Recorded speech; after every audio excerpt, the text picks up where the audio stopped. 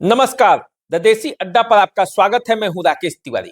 देखिए, गोरिया कोठी के आरजेडी के नेता हनी वर्मा और आरजेडी की पूर्व प्रत्याशी रही नूतन वर्मा किस तरह से बीजेपी में शामिल हो गई, इस राज पर से पर्दा हट गया है। आखिर पर्दे के पीछे कौन कौन शक्तियां काम की, किस तरह से हनी वर्मा यहां पे आए बीजेपी में, और कौन नेता हैं जो उन्हें भाजपा में लाए। हनी वर्मा ने भाजपा में शामिल होने से पहले किन किन लोगों से बात किया और क्या आश्वासन मिलने के बाद हनी वर्मा आरजेडी से बीजेपी में शिफ्ट हुए और उनके शिफ्ट होने से आखिर गोरिया कोठी की राजनीति में कौन सा परिवर्तन होगा। इन सभी बातों पर इस पूरे प्रकरण में जो मुख्य भूमिका अदा कर रहे थे भाजपा के नेता जितेंद्र स्वामी, उन्होंने पर्दा उठाया है। जितेंद्र स्वामी ने ये बता दिया है कि आखिर हनी वर्मा आरजेडी क्यों छोड़ दिए। उन्होंने ये बता दिया कि जब आरजेडी छोड़ने वाले थे हनी वर्मा, तब कैसे वो बीजेपी में आए और पूरा प्रकरण कैसे रहा, किस तरह से प्लॉट तैयार किया और उसमें जितेंद्र स्वामी की क्या भूमिका थी।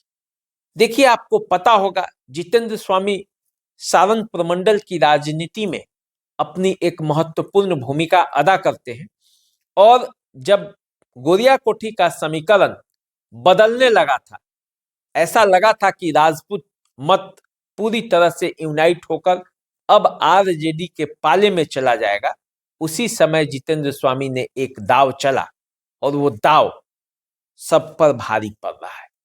देखिए, जितेंद्र स्वामी जो है वो व्यस्त कार्यक्रमों के बीच हमसे टेलीफोन पर बात किए, क्योंकि चारों तरफ कार्यक्रम है, चुनाव नजदीक है और चुनाव नजदीक होने की वजह से छपरा, सीवान, गोपालगंज, इन सभी जगहों पे उनकी डिमांड हो रही है ताकि उनके जानने वाले जो चुनाव लड़ रहे हैं, पार्टी के जो वर्कर चुनाव लड़ रहे हैं, पार्टी के कार्यकर्ता चुनाव लड़ रहे हैं, उनको कैसे लाभ दिया जाए।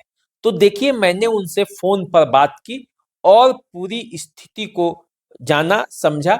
उन्होंने जो बात बताया उसे आपको गौर से सुनना चाहिए। जब आप सुनेंगे तो पता चल जाएगा कि गोरिया कोठी की राजनीति में कैसे हनी वर्मा और नूतन वर्मा का प्रवेश आरजेडी से बीजेपी के तरफ हुआ, उसके पीछे कैसे काम किया, जब वो लोग आए तो किस तरह से रैलियों की झुंड थी और उसका क्या प्रभाव पड़ेगा। जरा पहले एक बार वो ऑडियो सुन लीजिए। हाँ जी। जी, मेरी बात जितेंद्र स्वामी जी से हो रही है?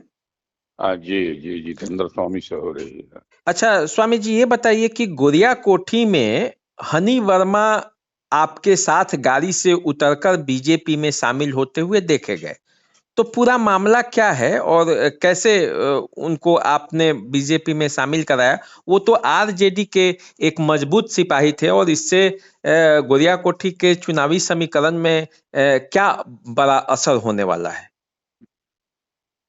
आप जानते हैं कि हम जहाँ भी जाते हैं वहाँ ईमानदारी पूर्वक रह करके पार्टी के लिए, संगठन के लिए, या आपसे मित्रों संबंध है तो आपके लिए काम करते हैं।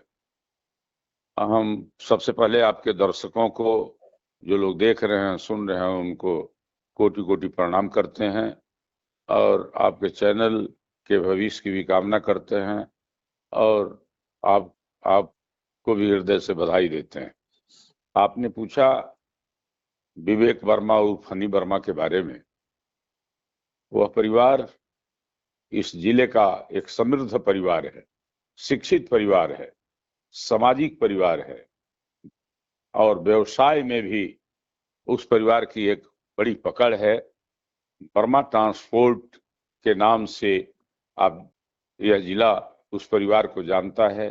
बहुत बड़ा वह किसान परिवार भी है, उसको जमींदार परिवार भी कह सकते हैं। वह उसके बाबा, उसके पिता सामाजिक कार्यों में लगे रहे। मैंने मुन्ना वर्मा जी जिनका पुत्र विवेक वर्मा उर्फ हनी वर्मा है, मैंने उनको टिकट दिलवाया गोरियाकोटी से। फिर नूतन वर्मा जी लड़ी गोरियाकोटी से अगली विधानसभा 2020 में और 75,000 वोट लाई थी। आपको जानकारी होगा। हाँ हाँ, निश्चित रूप से मुझे है जी। जानकारी। और अब सोचिए कितना मजबूत परिवार है, 75,000 लेकर के वह लगभग 5-6 हजार वोट से वह चुनाव मिस कर गई। कई और लोग उस समीकरण के लड़ रहे थे, जिससे कहीं ना कहीं मैनेजमेंट का दोष कहिए, जिस दोष कहिए, वह उस जीत की कड़ी से अलग हो गई। लेकिन लगातार हनी वर्मा सामाजिक कार्यों में लगे रहे। आज प्रमुख भी गोरियाकोठी में हनी वर्मा का ही है। जब भी कोई प्रमुख बदला या हटा या फिर कोई नया हुआ तो उसको कौन बनाया? तो हनी वर्मा वहां के ब्लॉक प्रमुख को बनाया। तो काफी अब ये मजबूत बताइए, परिवार। ये लंबा हो जाएगा, हम सिर्फ आपसे ये जानना चाहते हैं कि आपने तो आपके प्रयासों से हनी वर्मा शामिल हो गए हैं बीजेपी में। अब बीजेपी में आने से क्या असर होने वाला है? कहा जा अब रहा था कि राजपूत वहां खपा है, तो आप वहां पे अब बीजेपी में हैं, तो राजपूत और कुशवाहा मिलकर गोरियाकोठी में क्या करेंगे? अभी हेलो, जी जी, बताइए, अभी सुनाई दे। बड़ा मजबूत परिवार कुशवाहा का पूरे कमिश्नरी में इससे बड़ा कोई मजबूत परिवार नहीं है जो कुशवाहा समाज में मैसेज दे सके। और शहाबुद्दीन साहब के परिवार के लिए भी बड़ा मजबूती से यह परिवार खड़ा रहता था और वे लोग अपने आंगन में इसको करके रखे हुए थे। अभी जो अगला लोकसभा का चुनाव हो रहा था, आप देखे होंगे कि इसकी सारी गाड़ियां राजद के रंग में रंग दी गई थी। इसकी मां नूतन वर्मा सुबह से शाम तक हिना साहब के साथ इस चुनावी मैदान में, चुनावी जंग में लगी हुई थी। हाँ, और इसीलिए आरजेडी से उन्हें निष्कासित भी कर दिया गया था। जी जी। और उसको उसने काफी मेहनत किया, मदद किया। सिवान में, महाराजगंज में भी अखिलेश जी को मदद किया अपना मैसेज दे करके। लेकिन उसको मिला क्या? ठेंगा मिला क्या कि एक किशनगंज का एक छोटा आतंकवादी जो दरबार का ही एक हिस्सेदार है, कहता है कि हम दरबार से आते हैं, यूसुफ साहब के परिवार से हैं, जबकि यूसुफ साहब के पत्नी पर, यूसुफ साहब के बेटी पर दर्जनों मुकदमा उसने किया है और उस परिवार से मुकदमा लड़ रहा है।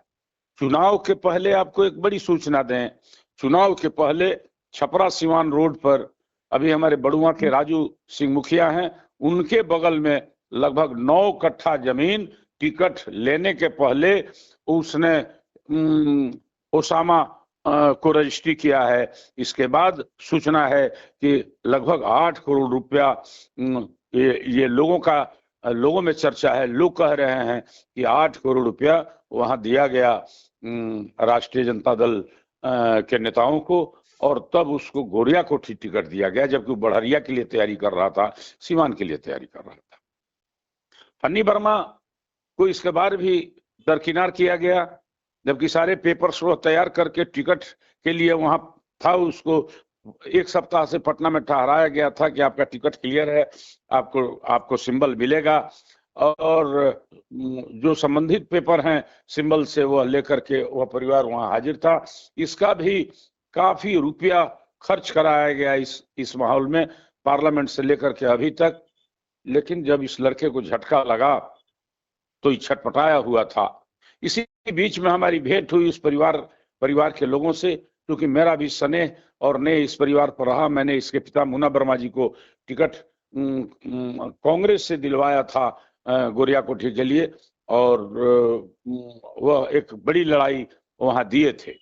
और मैंने इस परिवार से बात किया, मुझे लगा कि आतंक के गोद से इस लड़के को निकालना चाहिए और सही रास्ता पर ले आना चाहिए, सही मार्गदर्शन इसको मिलना चाहिए। जब मैं बीजेपी परिवार में और जब मेरी बात इससे हुई तो मैंने इससे भी देश के देश के रक्षा मंत्री आदरणीय राजनाथ सिंह जी से बात करवाया, देश के राष्ट्रीय संगठन मंत्री से, राज्य के संगठन मंत्री से, राज्य के गृह राज्य मंत्री नित्यानंद राय जी से,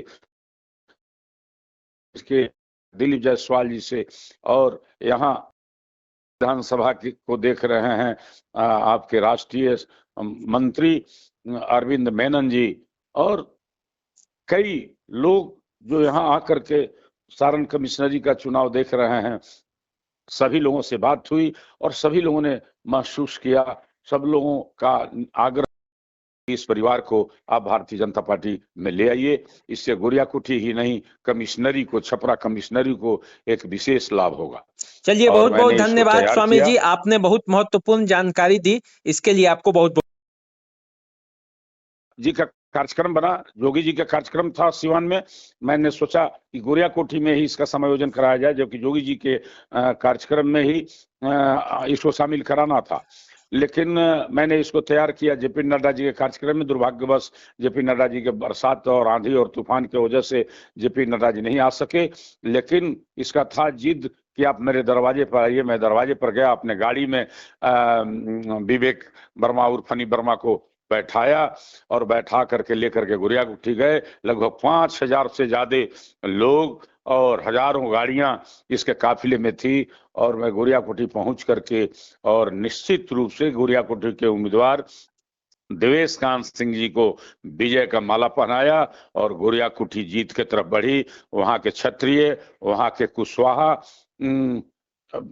100% वोट अपना देवेश सिंह जी जो भारतीय जनता पार्टी के उम्मीदवार हैं उनको करेंगे, और जीत उनकी सुनिश्चित हुई। और वहां आतंकवाद नहीं पनपे गोरियाकोठी में, एक आतंकवादी वहां शिफ्ट नहीं करे गोरियाकोठी में, एक अत्याचारी शिफ्ट नहीं करे, एक व्यभिचारी शिफ्ट नहीं करे। किशनगंज से आ करके, और जो बॉर्डर पर है किशनगंज, आप जानते ही हैं कि बाहरी पाकिस्तान वाले, ढाका वाले प्रवेश कर रहे हैं, तो उसका लगाव उन देशों से है जहां आतंकवादियों का गढ़ है, पलता है। इसलिए हमें लगा कि गोरियाकोठी के लोगों के लिए एक बड़ा सौगात है हनी वर्मा इन्हीं, और उसके जाने से, वहां पहुंचने से देवेश सिंह जी का विजय सुनिश्चित है। इसलिए हमने अपने क्षत्रिय समाज के लोगों को, सर्व समाज के लोगों को और कुशवाहा समाज के लोगों को एक बंधन में बांध करके, और हम देवेश कांत वर्मा को विजय का माला पहना करके तब गोरियाकोठी से लौटे। चलिए, बहुत बहुत धन्यवाद, आपने बहुत महत्वपूर्ण जानकारी दी, इसके लिए आपने समय निकाला इस चुनावी मौसम में जहां लोग चारों तरफ आपको खोज रहे हैं, आप जा रहे हैं। बहुत बहुत धन्यवाद स्वामी जी। आपको बहुत बहुत धन्यवाद, आपको भी बहुत बहुत धन्यवाद। देखिए, नूतन वर्मा और हनी वर्मा जब शामिल होने के लिए बीजेपी में जा रहे थे तो जितेंद्र स्वामी उसी गाड़ी में थे। जितेंद्र स्वामी ने ही उनको लेकर उनके घर से पहुंचे उस सभा स्थल पर और ले जाकर उन्हें बीजेपी में शामिल कराया।